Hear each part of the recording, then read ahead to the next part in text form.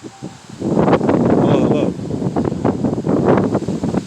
I am glad to have you here with me today. Um, Blessings go out to the families who are in the southern region of the United States who are facing the tornado. We've had some wind gusts today, very powerful winds. I will show you. Um, we've had some branches of trees being knocked down. This is this is just some of the remnants. You look across, we have some boxes and things from other people's driveway have made it over to our yard, but luckily everybody here is safe and sound. It wasn't bad at all. It's not bad at all, actually. We've had some power outages. You know, my laptop is on the fritz. And it's always been on the fritz. It wasn't because of the power outages, but like even more so now. Like my laptop doesn't work unless it's plugged in the wall. And once the power goes out, it literally takes 10 minutes for it to load back up, for everything to appear on my screen. I mean, like my screen is like black for like the first maybe 8 to 9 minutes. No, so maybe it takes like 15 minutes. For the first 10 minutes, my screen is just black, and you just hear the fan roaring. It's like this purring, incessant. It's just loud, fan that, of course, is supposed to cool the laptop down. But if I put my hand underneath it, and you can tell the laptop is old. I had it for like 10 years, maybe a little more than 10 years. But lifting it, I can barely lift it with one hand. With one hand, I have to like go into my bicep and conjure up like some dark forces just for me to from my, wherever I have it sitting down on my room. I don't know what that little seat is that I place it, because I sit on the floor. It's better for my posture. It's good for the hips. My hips are tight. They're like cinder blocks. So I'm forcing myself to sit on the floor, and I've been doing that for quite some time. But yeah, the power has been out back and forth, but right now things are good. The sun is coming out. You need that daily vitamin D, or there's something within me or within your body. Just get out and receive some of that solar energy and have that, infuse, or open yourself to that infusion process of the sun, of the solar. Salute the sun through your own versions of Surya Namaskaras. I didn't do any yoga today. Did my stretches this morning. Went on my normal jog, meditation. I did my rituals. That's really what that is. Just did my normal rituals today. Luckily, I got at it before the rain. I'm talking, it was raining hard, like beating on my windows, wind gust. Blinds were just wreaking havoc. The back yard, we have a screened-in porch. Doors were just swinging off the hinges. Branches are everywhere. Leaves are blown about. I threw in, I cut the grass this past weekend. Had some fresh mulch down. I'm glad I did that before the tropical, blessing that we just received. I'm pretty sure the people in the Georgia area or in the South, they don't feel too blessed, but there's nothing that is happening under the sun that isn't in accordance with nature and the universal laws of nature. So I just want to send my praises out for the people. Hopefully everybody is safe. Today, I really want to speak to you about the process. All right, I'm gonna have a seat. I'm gonna take a seat so I can still get some access to the sun and be underneath the tree, and just being at one with nature is so important. It's just so important for your growth, your development, and just the process that I'm going to speak about. So people might ask me like, okay, so boom, when did you start your awakening process. When did you hear of the term Kundalini? How long has this been going? Right, that's just another way of saying the first question that I mentioned. And how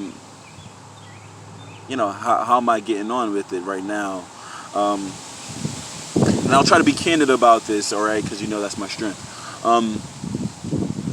So I would say that I didn't hear the term Kundalini until maybe a few years ago. Like, I would say it's 2020 now. I maybe have heard of the term Kundalini yoga in the mid 2000 teens. So maybe 14, 15, something like this, maybe 16. I've heard of the term. Maybe not even back then. I don't even think in 2014, 2015 I knew Kundalini yoga. I think the first style of yoga that I heard of was when I was living in Brooklyn, and that was Bikram yoga. And Bikram has nothing to do with Kundalini yoga. Well, maybe he might. Bikram is the individual who created his own style of yoga, which made his it was popularized here in the West, particularly California, Los Angeles area. And he's a guy from India that moved here a long time ago. Long time meaning maybe like the 70s or the 80s or something like this.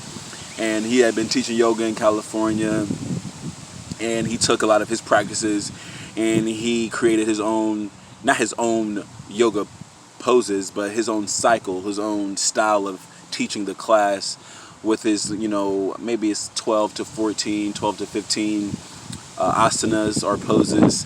And he has the heat in the room at 90 degrees or whatever the fuck it is, but extremely hot, and you're doing these poses constantly, very, not quickly, but like you're moving on to the next pose, and it's pretty intense. And so that's his own thing. Kundalini has nothing to do with that, actually. Kundalini is your life force, is life energy. Another term could be prana, and we know about pranayama.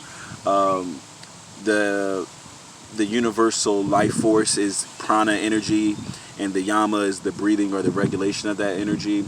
So as you have this life force, and what do you think is used to create life? All right, so you have the vessel, you have the masculine, you have the male, then you have the vessel of the woman, you have the feminine, so you have the female, and the culmination, the intermingling, the unison is going to be a simple term. The unison of the male and the female through their universal creative forces, as they coalesce, can create progeny, can create another human being, and that is the gateway, or that's the portal into continuing our society. And what I mean the universal society. That means continuing life. So Kundalini energy is your sexual energy. Kundalini energy is your creative energy. Kundalini is also your it's the balance, it's the equanimity, it's the culmination of your higher self and your lower self. But in the true sense of the form, it's that energy that everybody has, and is coiled like a snake, is coiled like a serpent, or maybe they show the I don't know what the term is, catechus, or what you see in the staff in a lot of the medical facilities, and you see the two serpents. So it's like a twin snake or a twin serpent that wraps around the medical staff, and that is your healing force. That is your universal force. That's your cosmic life force that regulates your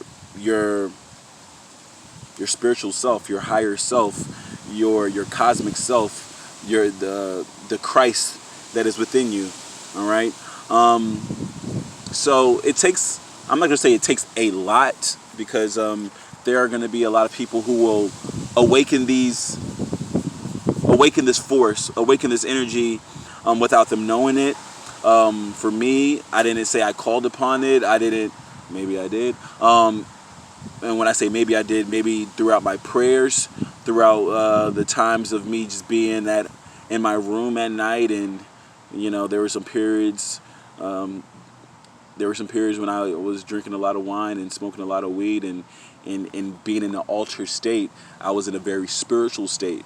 Maybe not the sense of being spiritual in the natural sense, naturally spiritual, meaning like, oh, just my vessel was in alignment with my mind, body, and soul, and I was able to contact or have, that type of engagement with a higher power. But I would say spirit in the sense of like I was drinking a lot of spirits, and smoking your weed can definitely, when you're cross-fading, you can be highly spirited in a different in a different way. But either way, I mean, I asked God for a transformation. I asked God to be bigger than what I was, bigger than I am, more than what meets the eye, and I had to make sacrifices. I had to make a sacrifice, and so that's a roundabout way of saying, how I came into that. But that started in around 2017 is what I would kind of say. 2017. Maybe I heard about the term 2016. 2017 is whenever, like, it really wasn't. It's kind of wild because I think I really didn't start to do my research until 2 years ago, maybe 2 years ago. So that's 2018. So I think even in 2017, I was having these symptoms. I was having these, the term would be kriyas, but uncontrollable urges and impulsive shakes and convulsions, and I didn't have control of the way my body shook. Sometimes it was very subtle, but most of the time after drinking and smoking and doing yoga underneath the moonlight, I felt like it was like some sort of astral projection. I was outer body experiences, and my body was going through a whole lot of movements that were foreign to my body, that were foreign to my vessel, that was out of my hands. And what's up, brother? And I feel like that was in 2017. Didn't know what it was. Okay, didn't want to really even talk about it, because I felt like I couldn't speak about it. It was something that was happening internally, intrinsically. That is like, if I were to vocalize in the physical sense what was happening, if I were to articulate it, and I were to hear it spoken, by myself, if I were to vocalize it to myself, I would think that would be crazy. I would think that would be a form of psychosis instead of it being Kundalini, because I didn't know what Kundalini was. Nor did I think it applied to me. I thought it was going to be for people who were in India, people who are, in ashrams, people who are gurus, people who are, trained practitioners of a respective field of the spiritual philosophy or these spiritual ideologies, and they have been at it for a long time. And that's how they activated this energy. I didn't feel like after I was reading what Kundalini was, I was like, maybe that's not what it is. I don't know if I'm worthy for this. I don't know if I was ready for it. As it started happening, like I mentioned, I didn't want to speak about it. There was a part of me that felt it was kind of crazy. Like, yo, what's going down with me? Like, do I need to go to the hospital? Do I need to, should I tell my parents about this? They're deacons in the church. They grew up Baptist from the South. Like, if you're mentioning these types of things, they will probably be like, maybe you need to go to, maybe they might feel like there was a demon in me. They might feel like they needed to perform some type of exorcist or send me somewhere, put me in a straitjacket somewhere. So it was like, there were some things that I didn't want to mention, more so for myself. I guess my parents are, the external world was second nature. It was really what was paramount was how I felt about it. If I felt like I was straight, then it wasn't a thing. But it's interesting because I honestly feel like I would have liked to write this down because I like to document things, and I have my own Angels in Politics thing. So like that is very expressive, but I couldn't write, like, physically. I couldn't write down what I was experiencing because I felt like there was a certain barrier that was preventing me from doing it. Like it was almost as if I were to write about it, I was going to be divulging this secret, and I wasn't ready to divulge that secret yet. There was something within me, the Kundalini was saying like, "Hey, you're only at the surface level of what this is. Don't vocalize or don't jump the gun as to like jumping to conclusions." With speculating and documenting this, because you're going to try to, I'm a very, I don't know if it's analytical, but I think a lot about things. I think deeply into things. I think sometimes something that can be mundane can turn into something abstract, and I'm on it for ages. So it's like I'm one of those people. So there was something within me that literally could not write about it or speak about it. It was just like this secret pact that you kept with yourself. I don't know if you watch Hunter x Hunter, but when you use when Karapka, I think his name is Karapka, when he uses his special moves, when he uses his Nin or his Rin or his when he activates his, let's just call it what it is, his Kundalini energy, and he does his special techniques to fight the evil spirits, or whoever the enemies are. He has to make a pact with his energy. He had to make a pact, almost like a promise, a covenant, and it was like a fatal pact. It was like he would never use his energy. He would never use that power. He would never use his special moves for anything else other than those specialized people that he had been destined to kill. To get back, for what happened in his family, his life. And for me, I didn't have like a lifelong pact like that. I wasn't destined to kill anybody or anything like that. But I can't really I can't really speak to you about what my pact was or what I asked God for in the sense of a transformation. I wanted to be bigger than myself. I can say that. I wanted to be more than just this, guy named Gabriel who people knew for a number of reasons, or who had a colorful spectrum of personality. I wanted to be more than that. And there was a lot of there was ego involved in what I asked for, but there was a truly there was an altruistic or a selfless way about going about it as well too. So it wasn't truly just like, oh man, I just want to be cool or I want to be this and that. I wanted to be bigger than what I am, but I wanted to make sure that I'm using it for the right reasons.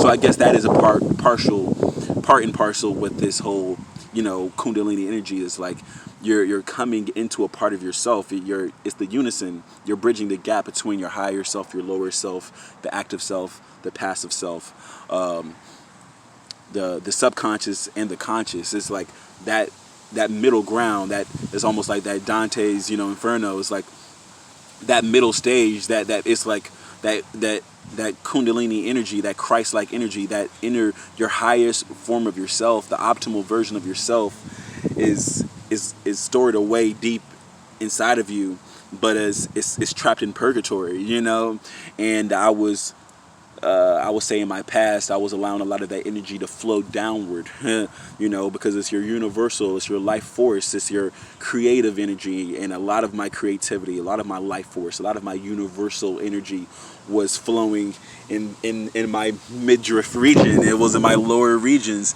and not to say I got a lot of play in the past, but I was actively pursuing a lot of play. Let's just say that, and that's where a lot of it went. A lot of it went to masturbation. A shit ton of it. That was 90% of it. It wasn't from the women. So a lot of it was from masturbation. So much was from porn, and so much of it was me chasing women, chasing desires, allowing my impulses to carry me every which way. And I enjoyed it. I enjoyed being drunk. I enjoyed being blacked out. I enjoyed, waking and baking, smoking throughout the day, smoking until I couldn't remember how I went to bed at night. I enjoyed all of that shit. I wouldn't change a thing.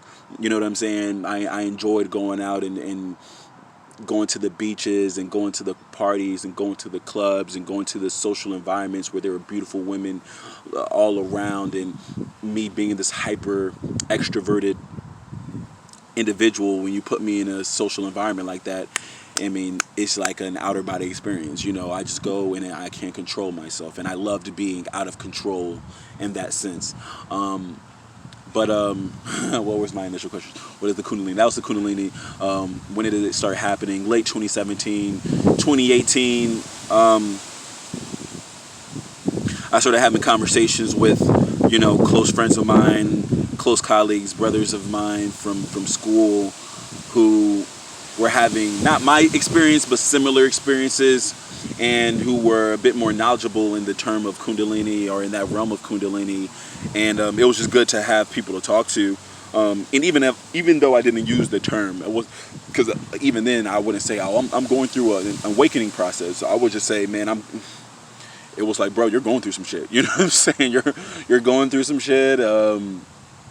You're at a rough patch in life. You're in a limbo stage, like limbo with the energy, but limbo literally, like physically. Like, I think throughout 2017, I was going through the dark night of the soul, and I think that'll deserve another video altogether. But that is like a period, because it's not literally a night. It's a period when everything that you know to be you, everything that you knew to be normal, conventional, everything that you aligned yourself with, everything that was in congruence, not incongruent, but literally congruent to, paralleled, something that was, there was a sense of continuity in what, when people said your name, or when they said my name, this is what it was. And in the end of 2017, when I was doing my vignettes and putting them online, there were a lot of people who were hitting me up. It was like, "Yo, Gabe, we think you're batshit crazy. We're worried about you." And those people were my close friends, and they were saying that, and not my closest of friends. Like, there were people who knew me as a child, and they weren't like tripping because they knew me before, whatever the case may be. But like, the guys who knew me as adults, they were like, "Yo, what's going on?" Or people from, whatever the case may be, people who knew me from high school and shit like that, they were like, "Yo, what's going on?" Because from what we know from you, what we know of you, what our information is, what is associated with you as your name, Gabriel Hamilton, this doesn't make sense. So it's like everything that they were seeing was like the opposite. What I was known for as being like a person who was traveling and going everywhere and being with the women was the opposite. There was no women. There was no traveling. I was at home. I'm still at home right now. You know what I'm saying? Like, from like everything that was normal was not normal anymore. Everything that I was looking to be, the cool guy who had the parties, there were no more parties. There were no more girls hitting my phone up. There were no more dates. There were the people who thought I was cool were the people calling me up and saying, "Yo, people are talking about you, bro. People are talking crazy about you. People are calling you outside your name. You used to be the cool guy who got girls. Now there's people thinking that you're homosexual." Like, people, like everything that was in alignment to me was the opposite. And having that stuff going on in my head, where I was hearing that from people, or hearing or feeling what was going on, or just not feeling like, "Yo, this isn't where I'm supposed to be in life." Like, I'm supposed to be, so to speak, a star. I'm supposed to be like bigger than what I am, God. I'm supposed to be in a different stage in my life. I'm not supposed to be living in my parents' house that I grew up in. I'm supposed to be that guy who is, I don't know, evidently with multiple real estate properties, and I'm supposed to be traveling the world, and I'm supposed to have not just a girlfriend. I'm supposed to have a harem. I was thinking like that. That was my thought process of what I thought of myself, and that shit was nothing like that, right? And that was the dark night of the soul. That dark night was months. That dark night was a period in my life that wasn't cool, and I wasn't, I felt like I wasn't firing off on all cylinders. I wasn't clicking. I wasn't on, and it made me sad. It wasn't a good thing. But now I know what the benefit of that was. Now I'm starting to understand, or I'm able to talk to you about what comes from that, and that'll be on my next video. Thank you so much for spending this time. Namaste. Namaskar. Namaskar.